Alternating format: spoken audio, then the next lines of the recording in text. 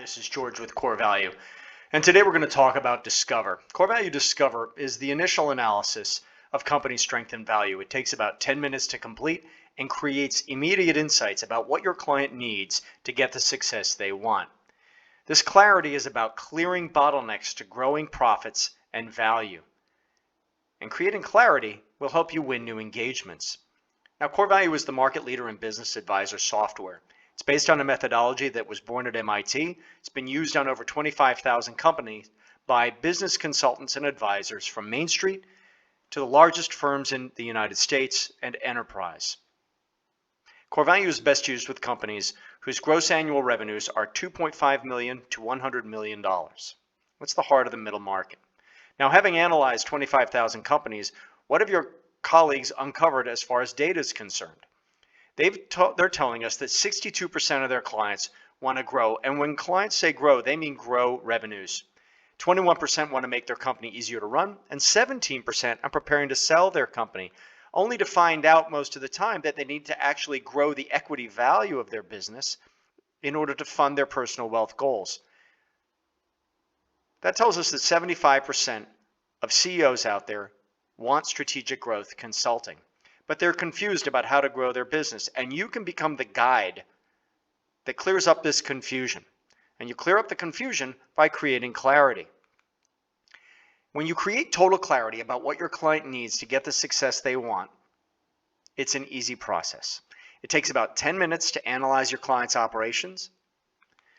This identifies the bottlenecks to growing profits and shareholder value and leads to a longer conversation, a much more sophisticated conversation about neutralizing those bottlenecks, because your expertise is the cure. You can help them. And by creating this clarity, there is a proven track record of winning engagements, of converting prospecting into paying clients. The way Core Value does this is to analyze the business as an engine. And inside that engine, the output of which is revenue and profits, are 18 growth and equity value drivers, those 18 gears. They're market forces at work on the company from outside, and operational drivers or forces at work inside the company. And when you've asked one question on each of these 18 value drivers, now imagine you're sitting with your client, you're 10 minutes into the conversation, and what do we know? What are we showing them? How are we guiding this conversation? Well, at the heart of the methodology is the core value rating.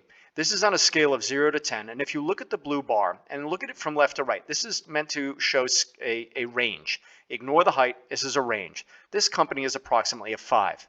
What that means is that we can be 50% confident in the ability of this company to predictably generate revenue and profit going into the future. And if we're only 50% confident, what impact is that going to have on the ultimate measure of business success, which is shareholder value, the equity value of the privately held business, which for 80% of CEOs is their largest asset. Now, Elizabeth has told us that she's trying to grow her business. She wants to create sustainable growth. Great. What do we know? What bottlenecks are there to growing her business? Well, there's sales and marketing, margin, and growth, understanding her growth within the context of the market. And the software is going to relate those to the value of the business. Now, if this business were able to trade at the top end of the range of multiples, it would be worth $10 million. However, based on the answers she's provided, based on the information she's just shared with us, we know that the enterprise value, which is the value that would be calculated after completing due diligence, so the net value of the business, the enterprise value is approximately $6.6 million, and that there's a value gap of $2.4 to $4.4 million. That value gap is the return on investment for working with you. Now, let's give some examples of how this is calculated and what kind of clarity you'll create.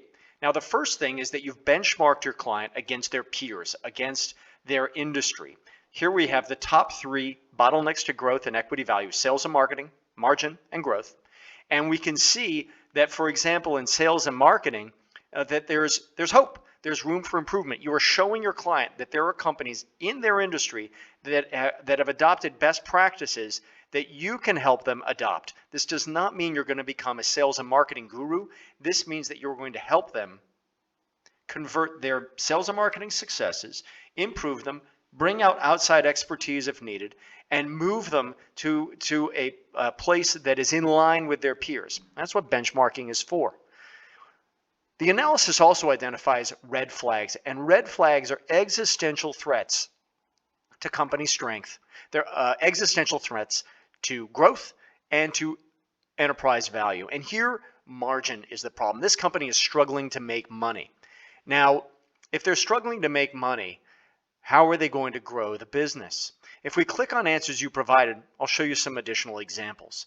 Let's zero in on sales and marketing and margin. Now, the way core value works is to state the best practice, the objective for a given area, and then have the CEO rate themselves. And importantly, the psychology is the CEO is going to hear themselves telling you over 4, 14, all 18 of these value drivers that they are not top of the charts, that they do not have best practices in place. Sales and marketing, the best practice is to be able to produce revenue in a proven and systematic way, ensuring the business is sustainable and not simply based on the efforts of the salespeople. Okay? And Elizabeth has told us that she's reliant on her sales and marketing people. That means that gross revenues are at risk because there's not a process. We are now educating the client. We're teaching them how to visualize a better future. Margin. Best practice is to enjoy gross and net margin greater than the industry norm. And imagine if we wanted to buy this company, would we not pay a premium for a company that is more profitable than its peers? Elizabeth is telling us that they're struggling to make money. This is a challenge. When we look back at her report, we know she's trying to grow the business. Growth requires capital. Capital comes from margin, unless she's going to be able to go to outside sources. Now, the intent is to help our client improve their company so that the company is in a better place after working with us than it was when we arrived. And this is accomplished by teaching our clients the growth drive action cycle, in which we're going to analyze the company. We are then going to prioritize growth and equity value drivers, the projects to put best practices in place according to the client's goals, and then to execute those improvements. Your role is as the architect and potentially as the general contractor, helping the CEO put these best practices in place. You are not going to become a subject matter expert in 18 areas. No one is. But what you are going to do is lead this company forward with an analysis, prioritization, and execution methodology that has a proven track record of increasing client company revenues by 21.63% per year and value by 27%. Elizabeth wants sustainable growth. What does she know after having talked to you, after this first discovery meeting? She knows that she needs a better sales and marketing process.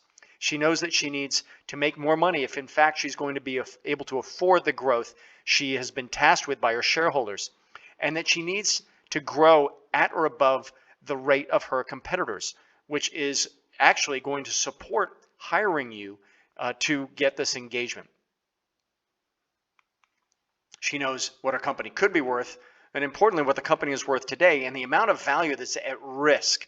So what you've done at the end of 10 minutes is you have created absolute clarity about several areas on which your client can move forward. You have positioned yourself as the expert, as the guide, as the person that can help them clear these bottlenecks. Creating total clarity is a great way to win new engagements and to execute those engagements in a purposeful, data-driven fashion. There's a lot more information at corevalueforadvisors.com. Glad to help with questions. Thank you.